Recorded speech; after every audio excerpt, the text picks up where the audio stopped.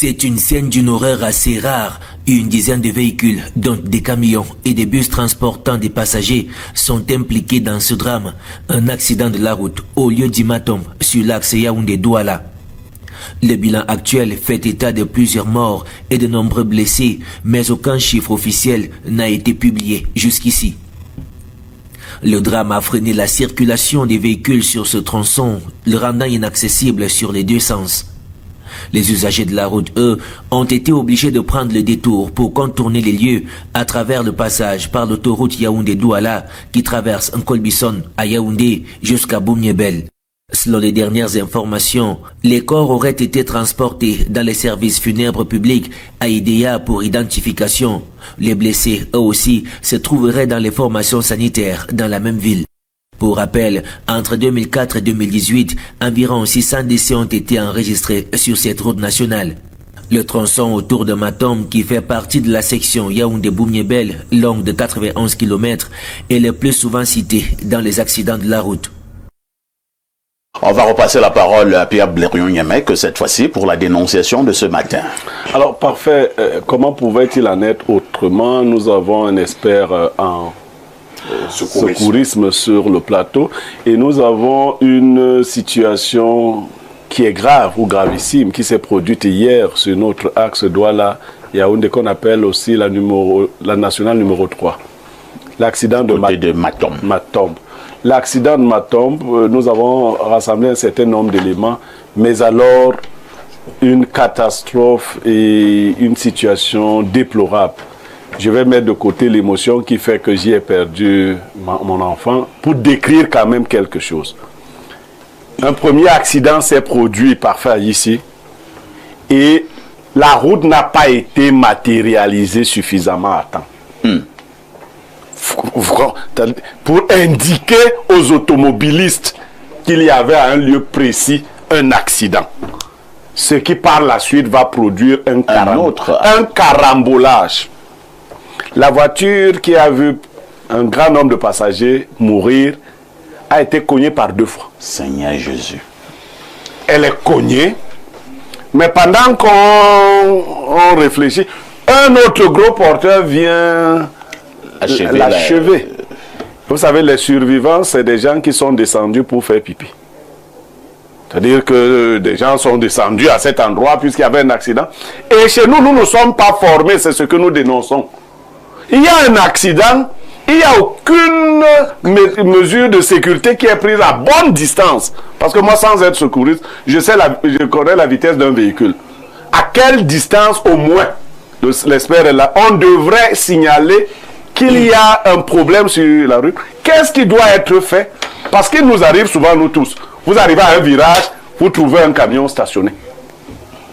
Il est en panne. On vous dit qu'il est en panne depuis la nuit. Et quand c'est sous la pluie, vous venez trouver des situations du genre, un autre véhicule est rentré sous le véhicule qui était stationné déjà. Qu'est-ce qui est fait de manière prompte pour que ce genre de catastrophe, parce que ça en est une, ne vous fiez pas, vous connaissez la notion des chiffres officiels. Quand les gens sont morts à Ezeka, quelqu'un te disait, moi j'ai transporté 60 corps, moi. Bon, mais on avait décidé qu'il y avait 79 morts. Pour le cas de Matom, hier on parlait de 6 morts. Bon, je ne vais pas vous dire ce que j'ai vu arriver à Yaoundé. Voilà. Je ne vais pas vous dire ceux qui sont... Bon, mais on dit que notre rôle c'est quoi dans les médias? Nous devons préserver quoi? Nous avons la responsabilité sociale du journaliste. La responsabilité sociale veut dire que tu ne dois pas donner le nombre de morts.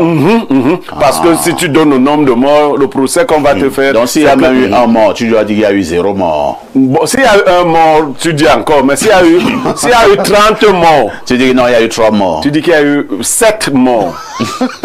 C'est la responsabilité sociale du journaliste. Parce que à une époque, on ne dit les noms.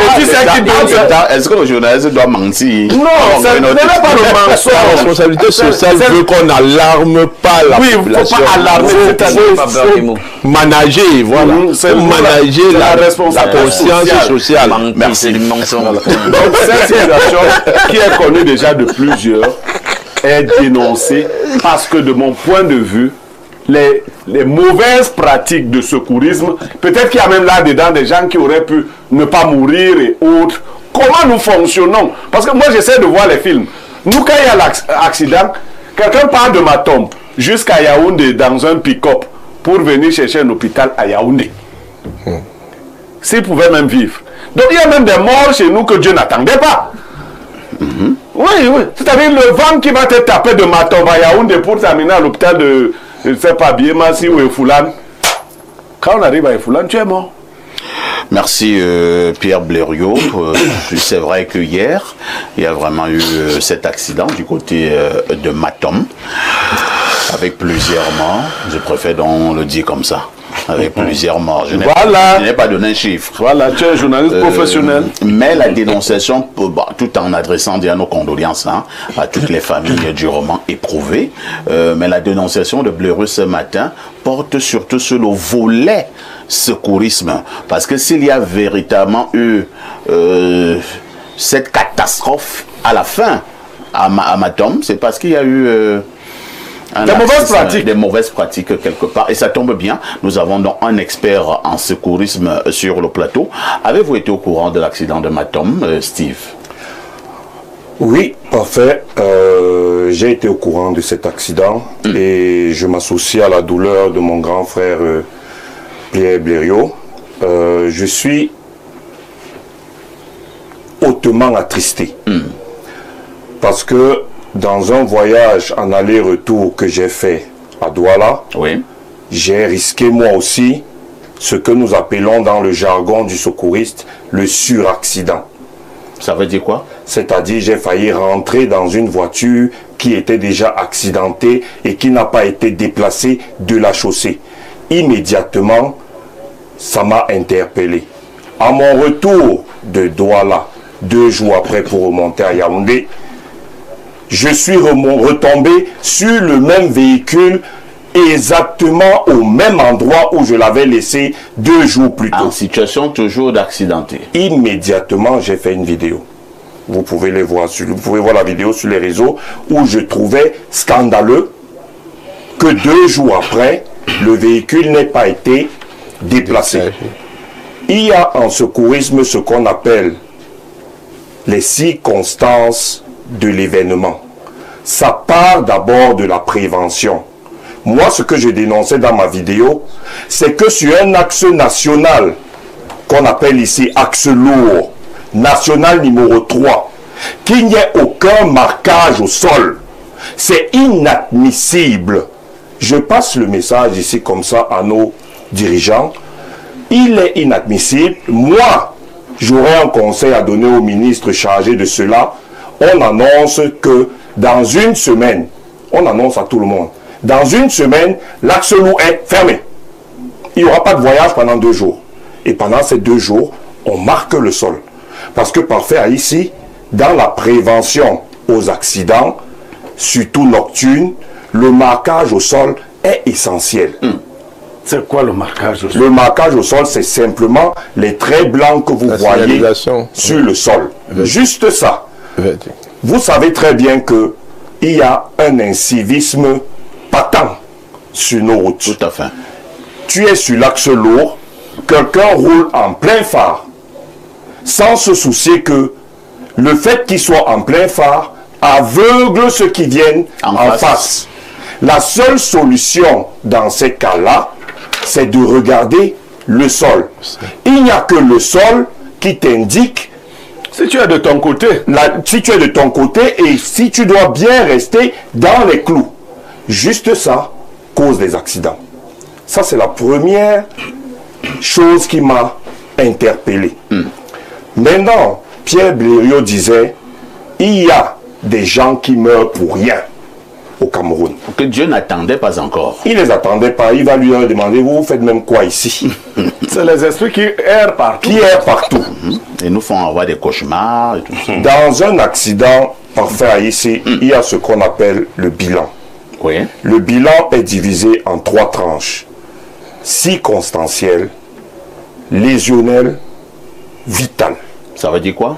Ça veut dire que lorsque tu arrives sur un accident en tant que secouriste, tu dois analyser les circonstances dans lesquelles l'accident s'est produit. Ces circonstances te diront déjà dans quel état est ta victime, même sans l'avoir abordé. C'est-à-dire, tu es là, tu as regardé en 2 secondes, la belle voiture de Pierre Blériot va déclencher les airbags. Mais la voiture d'Alain ne va peut-être pas avoir d'airbag. Ça, tu le vois du premier coup d'œil. Tu vas voir les traces au sol.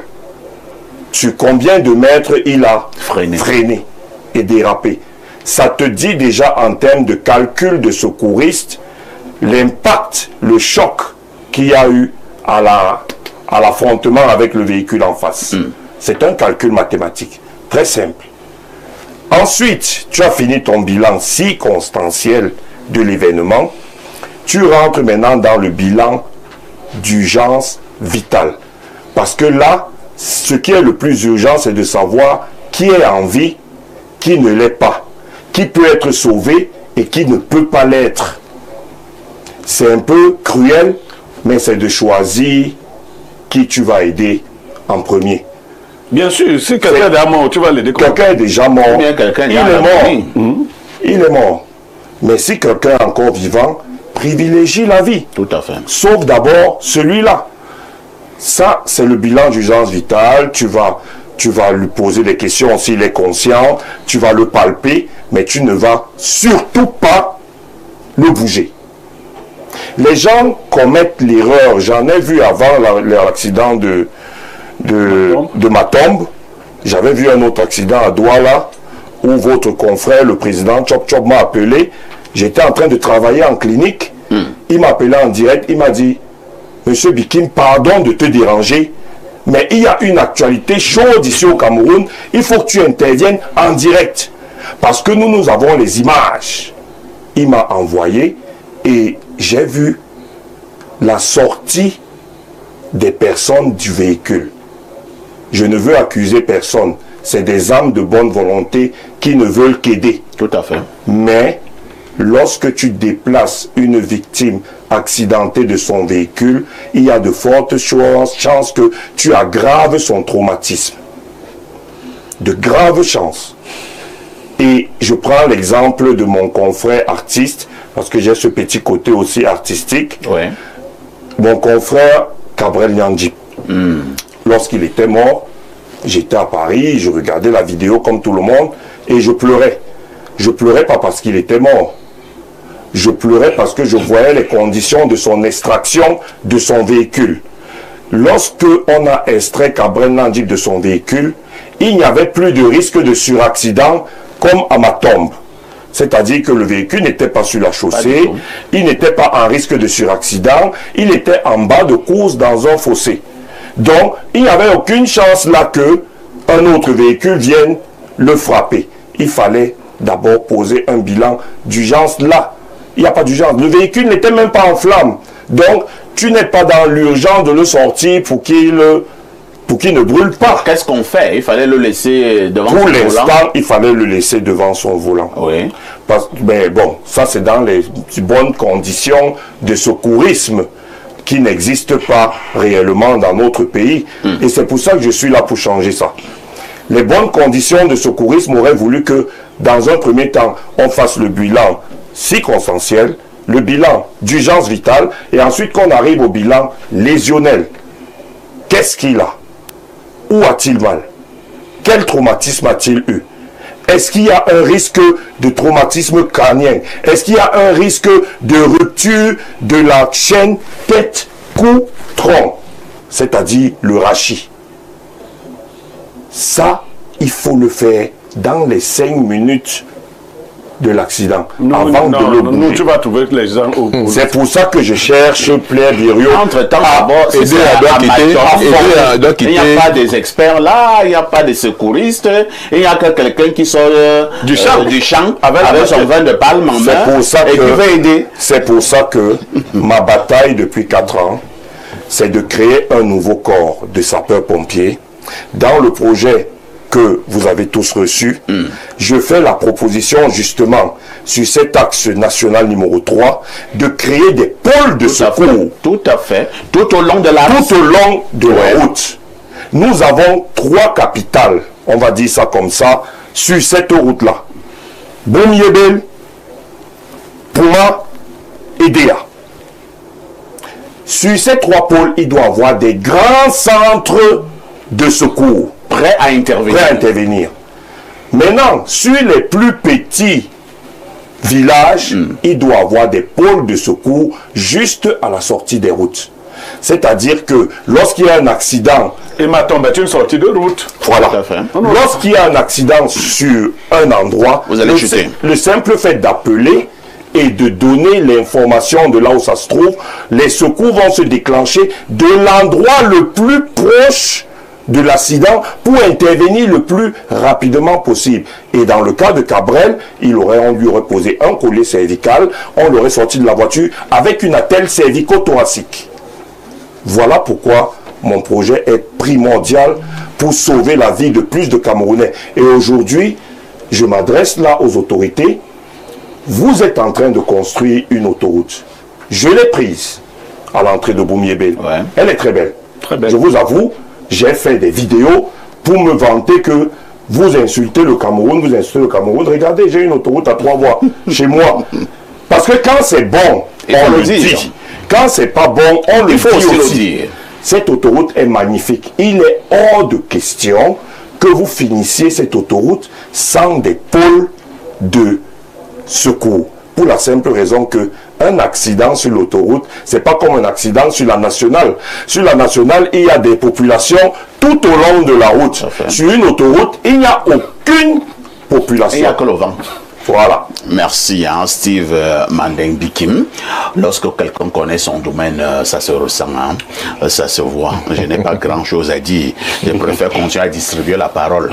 Alors, Bernard, on a suivi l'expert. Voilà pourquoi on a insisté qu'il soit là ce matin. Nous voulions parler de ces nombreux accidents sur nos routes et surtout en nous appuyant sur le dernier en date, l'accident de Matom, où véritablement on peut constater, comme Blériot le relevait tout à l'heure, qu'il y a eu quand même négligence, il n'y a pas eu des secours à temps.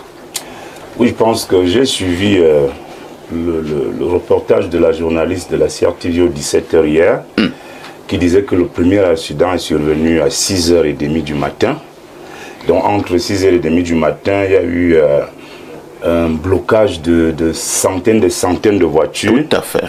Et j'ai eu également, après ce premier accident, vers 8h, j'ai eu une vidéo réalisée par François Bikoro, que tu connais bien, qui était lui aussi parmi les voitures calées, parce que lui, il allait à Kribi. Il a même fait une vidéo. Alors, pendant tout ce temps-ci, c'est là le vrai problème. Ni les riverains, ni les personnes dans les voitures, ni les premiers accidents, personne n'a eu le réflexe de faire une signalisation qui annonce que il y a un accident qui est survenu ici, parce que au moins, je dis, ni les riverains, ni les... On coupe souvent même les herbes là, non? C'est ce que je suis en train de dire là. Je parle jour de la malchance. Oui, c'est vraiment comme un jour de la malchance, parce que là, il ne faut pas être secouriste comme Steve qui sort de Paris. Moi, il faut quand même savoir que quand il y a eu un accident ici et que les voitures sont alignées, on peut matérialiser par des touffes d'herbe, par ci ou ça, pour dire que devant là, à 100 mètres, il y a un danger. Il y a un danger, il y a eu accident. Personne vraiment n'a pensé à ça.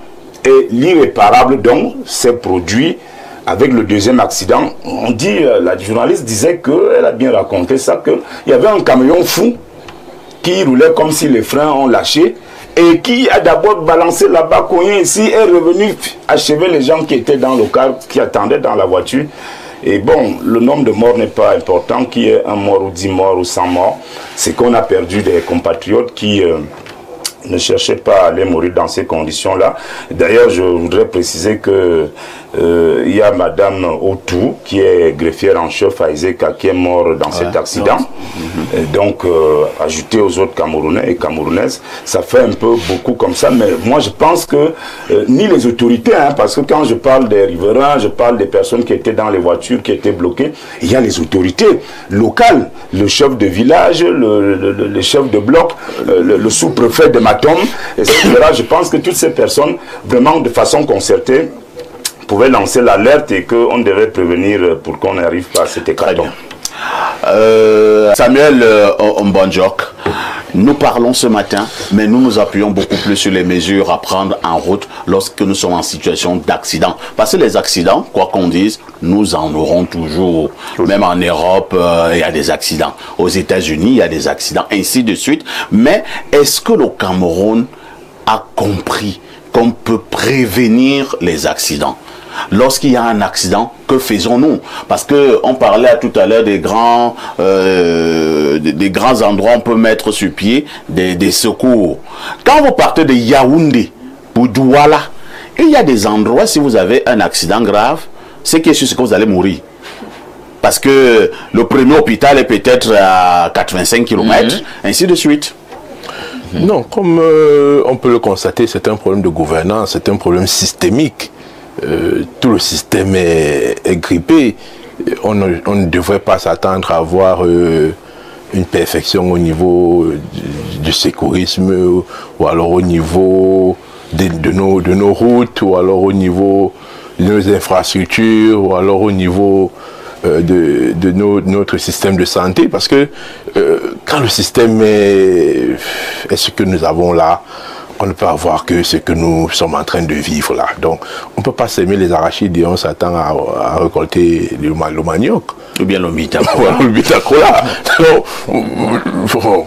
Peut-être c'est nos confrères, nos concitoyens qui vivent de l'autre côté, qui peuvent mieux comprendre le contraste. Mais nous sommes habitués à vivre comme ça. Depuis que moi je suis né, les accidents, ils ont même diminué. C'était grave, c'était l'axe de la mort. On appelle le triangle de la mort. Donc, pour nous, c'est même plus un fait d'actualité parce que... Non, c'est devenu... Non, c'est devenu... Non, puisqu'on vit ça tous les jours. Et personne ne fait rien depuis... combien d'années? Non, on ne banalise pas, mais on dit que le système est bloqué. Depuis une quarantaine d'années, moi je suis né, j'ai trouvé des accidents plus graves. Quand tu prends n'importe quel axe au Cameroun, tu as des risques énormes de faire des accidents. Dans tous les axes, il n'y a pas un seul. Tantôt ça sera l'incivisme, tantôt ça sera l'état de la route, tantôt ça sera... Donc tu vois, vous allez comprendre que lorsqu'on ne veut pas traiter le problème du Cameroun dans son ensemble, dans sa globalité, on va vous dire c'est un problème de moyens financiers, on va vous dire c'est un problème, mais des gens volent à hauteur de milliards, les caisses de l'État sont vides, les contribuables comme nous voulons contribuer, mais nous avons un système des impôts qui est bloqué. Vous voulez que l'économie tourne comment? Quand depuis 2 semaines, vous n'avez pas à avoir une attestation de conformité fiscale. Non, ça a une incidence. Non, ça a une incidence. Est-ce que ça a une incidence financière? Effectivement, ça a une incidence financière sur l'économie du pays. Lorsque les contribuables n'arrivent pas à injecter de l'argent au niveau des impôts, il faut payer les infrastructures de sécurisme. Il faut payer les infrastructures de sécurisme. Il faut payer les infrastructures routières. Il faut payer les infrastructures sanitaires. Et les contribuables n'ont pas les moyens de contribuer parce que le système des impôts est bloqué. Il faut résoudre ce problème pour comprendre que c'est un problème global qui doit interpeller le chef de l'État et interpeller toutes les administrations sectorielles pour pouvoir refaire un Cameroun véritablement normal. Il y a Steve Bikim qui veut rapidement encore apporter quelques précisions. Très rapidement, je voudrais rebondir sur ce qu'il a dit. Et sur la problématique que tu as soulignée, que dans l'arrière-pays, en Gomédia, personne ne sait sortir de la forêt et secourir les gens. Moi, c'est aussi ça mon combat, c'est-à-dire que en dehors du fait de créer un nouveau corps de sapeurs-pompiers qui réglerait au moins à 90% le cas des secours routiers, secours à personnes, interventions diverses et catastrophes, on a aussi la création que j'ai faite d'une association qui s'appelle Premier Secours Cameroun. Premier Secours Cameroun, tout ce qu'on fait depuis 2 ans, on va dans les entreprises, on forme tout le personnel de façon à ce que entre vous, vous puissiez avoir les premières bases de secourisme. Là, signifie que vous pouvez venir, par exemple, à Info TV. Complètement. Et vous former le personnel au niveau des premiers secours. Exactement. J'avoue que moi-même, je ne connais rien dans le domaine. Non, je l'avoue. Tu vas apprendre. Il faut vraiment que je l'apprenne. Parce que quelqu'un peut tomber. Si quelqu'un tombe là devant moi, je ne sais quoi faire. Alors que si je apprends, on peut sauver des vies. C'est pour ça que Premier Secours 237 organise des stages comme ça en entreprise. On vient dans votre société Info TV 4 heures. Ça prend 4 heures du matinée. On rassemble tout le monde. On vous forme. On vous fait des petites situations. En premier secours. En premier secours. Et on fait ça depuis 2 ans. Maintenant, moi personnellement, je suis allé voir le ministre de la Communication de façon à pouvoir, Monsieur Sadi, de façon à pouvoir faire un décret pour sensibiliser les médias. Parce que moi, je voulais élargir le champ de formation des populations. C'est-à-dire faire des petites vidéos, des petits brefs qui pourraient être diffusés et même dans les chaînes de télé, en parler dans les radios, de façon à ce que les populations, c'est ludique.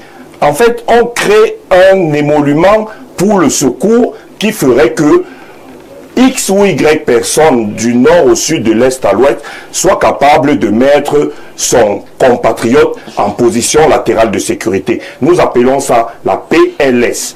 Position latérale de sécurité, c'est un geste tellement simple à faire, on peut le faire à 2, à 3 et même tout seul.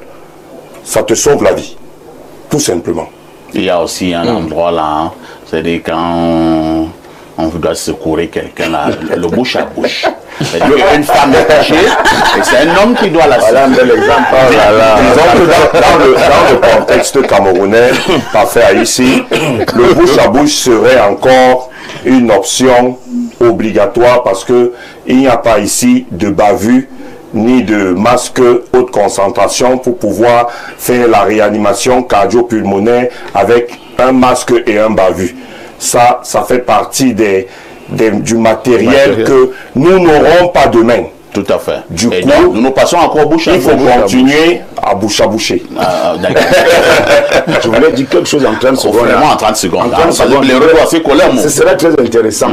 Je voulais dire à M. Steve que j'ai vécu il y a 10 ans une expérience avec un homonyme qui s'appelait Ona, un colonel retraité. Il a travaillé au Nigeria, à la DGRE. Il a eu la même initiative, le même projet qu'il a porté pour créer quelque chose dans le secourisme. Il s'est attaché des services d'un pompier retraité également qui s'appelait Ngananana. C'était un veleux. Le colonel retraité, lui, était un Vofura d'Mbankomo. Ils ont engagé des recrutements. Ils ont commencé à vouloir former les enfants au niveau des Kounou. Avant les Kounou, 2 chevaux, effectivement. Ils m'ont appelé et ce que je voulais que vous sachiez, c'est que ça n'a pas arrangé beaucoup de gens, de la présidence jusqu'à dans certaines administrations sectorielles. Ah bon? Ce que vous devez savoir, je suis d'accord. Ce que vous devez savoir, là où ça doit vous intéresser avant de rentrer, c'est que les 2 sont morts. Bizarrement. Ils sont morts bizarrement. Non, ne menacez pas, monsieur. Parfait, je ne vais pas le cacher. Les 2 là sont morts. Je ne vais pas le cacher, sans vous couper la parole, mon grand frère. J'en ai reçu. Des menaces? Ah oui. Ah oui, bon? Ça ne vous pas parfait. Ah oui. Mais comment je vous dis que c'est une mafia qui Parce que c'est une affaire mais attendez, moi je ne comprends pas. C'est une affaire de vous venez pour aider les Camerounais vos menaces? Oui, j'ai fait une présentation même au ministère de la Santé où lorsque j'ai présenté le budget pour mon projet, le budget, on m'a répondu que c'est l'argent de beignet. Ah bon? Oui, que je ne pouvais pas réaliser ça au Cameroun. Avec quel budget? Il fallait encore on veut les milliards, on veut les milliards. Pour que chacun ait sa part. C'est ça. Et moi, je leur ai dit, vous savez, pour moi, la santé des Camerounais n'a pas de prix. Et le chiffre que je vous annonce là, c'est que je vais faire ce que j'ai dit. Et je vais faire ce que j'ai dit là, avec ce chiffre-là que j'annonce. C'est pour ça que moi, entre-temps, malgré les menaces et les petits messages à peine voilés, que je fais bien sûr passer à mon avocate et qu'elle stocke de façon religieuse. J'ai continué mon action, très bien. Du moins au niveau associatif. C'est pour ça que, par exemple, ces grandes vacances, j'ai aussi lancé un autre projet avec l'association. Pour ceux qui sont du côté de Douala, vous pouvez amener vos enfants au parcours Vita, où nous faisons des formations de jeunes de 7 à 17 ans. Parce que mine de rien, nos enfants, c'est des éponges. C'est compris. Ils englobent tout et c'est le bon âge pour les former parce que même nos enfants de 9 ans, 10 ans, 11 ans sont capables de faire les premiers gestes de secours pour nous aider, nous les parents, pour aider dans les écoles, pour aider leurs camarades. Merci bien.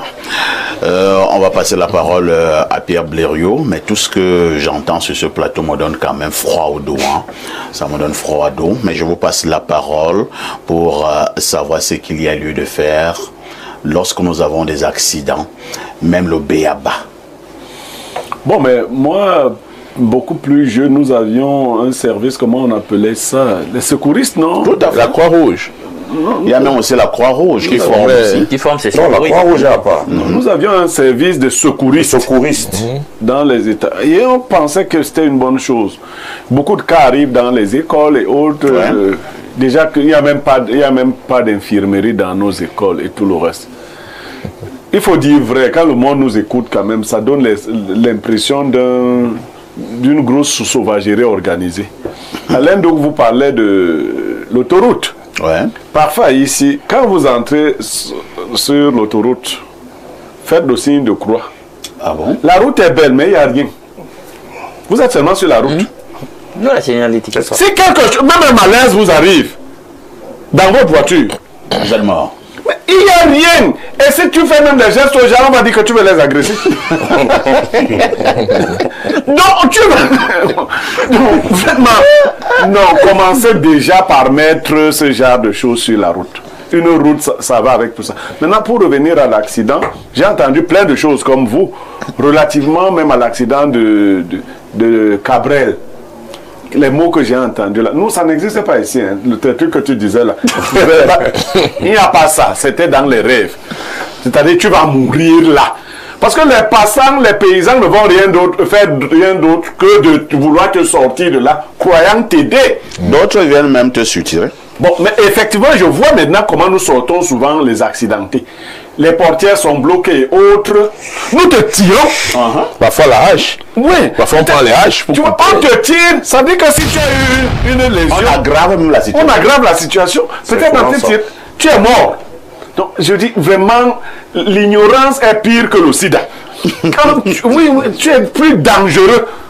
Donc, il nous faut vraiment essayer d'humaniser notre environnement. C'est trop peu humain.